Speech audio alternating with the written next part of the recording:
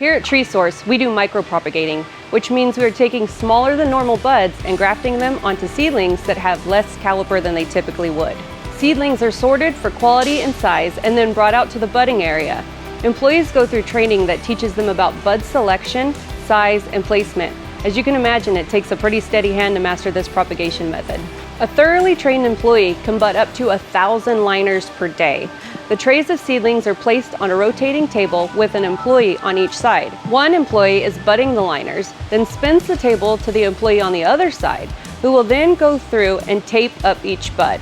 Once the liners are budded, they are transferred to another station where they are topped and sealed with a tree seal. The final step in the process is placing an inventory strip tag on each liner. Each tree produced here gets its own unique ID.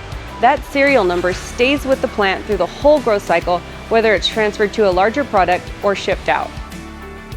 Once the budding process is complete, the liners are brought into the greenhouses where they are typically grown for 3 to 4 months.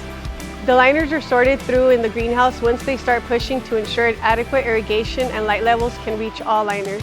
We are also working to remove all suckers when we are sorting through the liners to ensure they aren't stealing energy that should be going into pushing those buds.